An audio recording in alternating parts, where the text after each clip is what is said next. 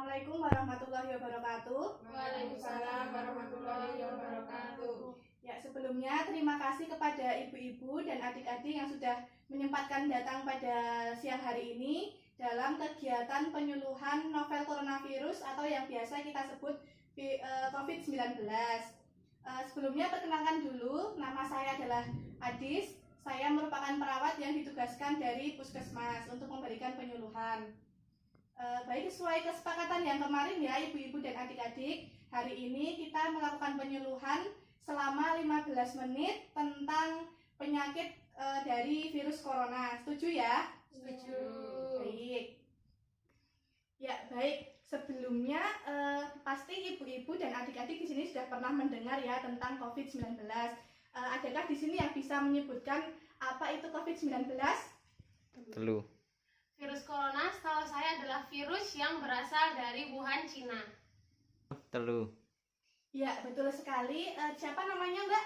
Mbak Rizky. Oh ya, Mbak Rizky. Benar sekali ya, Mbak Rizky. Jadi, COVID-19 merupakan penyakit yang ditularkan oleh virus corona atau biasanya dari Wuhan itu disebut dengan novel coronavirus yang ditemukan pertama kali di Wuhan, Cina pada akhir tahun 2019.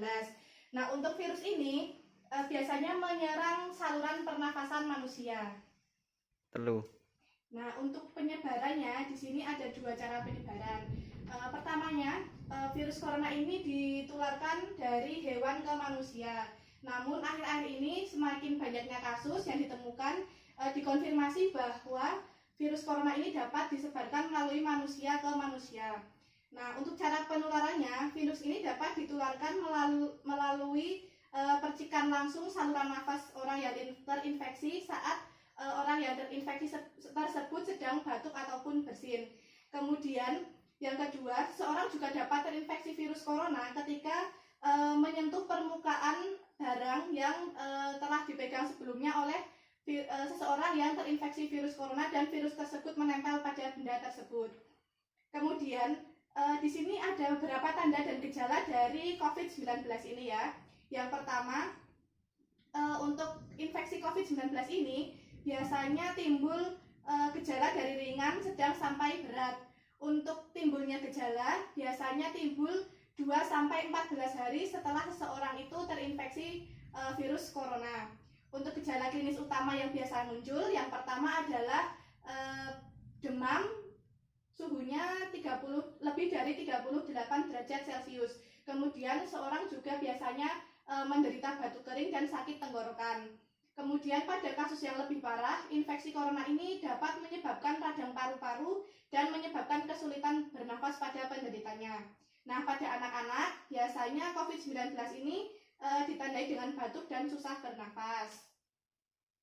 Kemudian ada pula dampak dari COVID-19 ini ya, ibu-ibu dan adik-adik.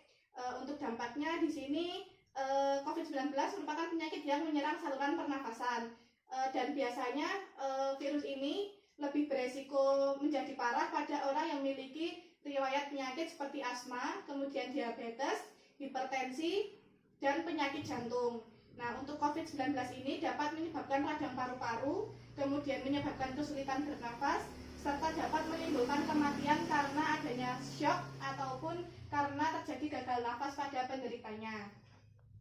Nah, di sini ada beberapa pencegahan penularan yang sangat penting kita ketahui agar ibu-ibu ataupun keluarga dan adik-adik tentunya dapat terhindar dari penyebaran virus corona. Di sini yang pertama, kita diharuskan sering-sering mencuci tangan menggunakan sabun dan air mengalir selama 20 detik. Kemudian jika tidak ada air yang mengalir dan sabun, kita dapat menggunakan desinfektan yang setidaknya mengandung 60% alkohol. Nah, kita harus mencuci tangan setelah kita berada dari tempat umum dan setelah kita batuk ataupun bersin. Kemudian yang kedua yaitu kita harus menghindari kontak dengan orang sakit. Sebaiknya kita sementara di rumah dulu ya adik-adik dan ibu-ibu untuk mencegah penularan penyakit ini. Yang ketiga, kita harus menutup mulut atau hidung ketika kita sedang bersin ataupun batuk agar kita tidak beresiko untuk menularkan sebuah penyakit ke orang lain. Yang selanjutnya adalah kita harus mengenakan masker ketika sakit. Kemudian kita harus membersihkan dan melakukan desinfektan pada tempat atau benda yang sering disentuh setiap hari. Seperti contohnya handphone, kemudian keyboard, kemudian meja, dan lain-lain. Nah, ini juga ada himbauan dari Ikatan Dokter Anak Indonesia dalam pencegahan penyebaran COVID-19. Ini utamanya untuk anak-anak ataupun balita. Ini adik-adik didengarkan ya. Yang pertama di sini ada himbauan bahwa masyarakat tetap tenang dan tidak panik, namun tetap waspada. Kemudian bila menemukan anak dengan keluhan demam, batuk, disertai nafas cepat, segera bawa ke layanan kesehatan terdekat. Kemudian tutup mulut dan hidung ketika batuk ataupun bersin. Kemudian itu tadi untuk menutup mulutnya jangan gunakan telapak tangan, tapi gunakan lengan bagian dalam ataupun menggunakan tisu. Kemudian sering-sering mencuci tangan menggunakan air mengalir dan sabun selama 20 detik dan diusahakan melengkapi status imunisasi pada anak, terutama vaksin terkait pneumonia seperti DPT, HIV, campak, PCV, dan influenza. Ya, baik ibu-ibu dan adik-adik, untuk penjelasannya sudah selesai. Ada yang ingin ditanyakan? Nggak ada. Tidak, kalau tidak ada, giliran saya yang bertanya ya. Ya. Di sini tadi coba sebutkan apa itu COVID-19 dan bagaimana cara penularannya. Siapa? Saya. Ya, Mbak Rizky lagi. Silakan Mbak Rizky.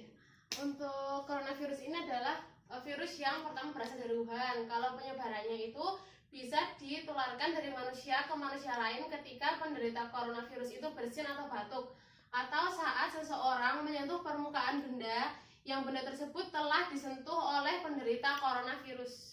Ya, betul sekali Mbak Rizky. Tadi sudah dijelaskan bahwa untuk penyebaran dari COVID-19 ini bisa ditularkan ketika seorang yang terinfeksi itu batuk ataupun bersin dan memegang permukaan benda yang di situ ada virus corona yang sebelumnya telah dipegang oleh seorang yang menderita COVID-19.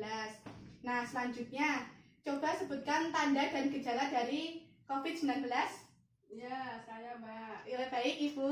Pertama-tama itu suhu badannya kira-kira 38 derajat Celcius. Ya, Terus betul. sesak napas, terus batuk-batuk, tenggorokannya merasa sakit. Ya, tenggorokannya bisa sakit. Ya, betul sekali ya Ibu-ibu. Ketika nanti ada keluarga atau terutama anak-anak dari ibu-ibu yang mengalami batuk ataupun sakit tenggorokan, kemudian sesak nafas, segera bawa ke layanan kesehatan terdekat seperti puskesmas. Seperti itu ya adik-adik. Nanti kalau ketika batuk ataupun bersin langsung bilang juga ke orang tuanya ya. Ya. Nah, selanjutnya di sini ada dampak dari COVID-19. Ada yang tahu dampaknya? Ya, Mbak Rizky lagi.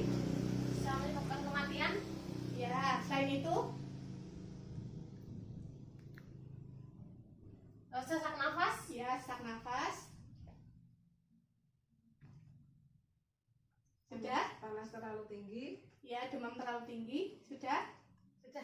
Ya, betul sekali tadi yang sangat berbahaya ketika suhunya sudah tinggi, kemudian mengalami shock sehingga nanti dapat menyebabkan gagal nafas pada seorang yang mengalami penyakit COVID-19 ini. Seperti itu ya.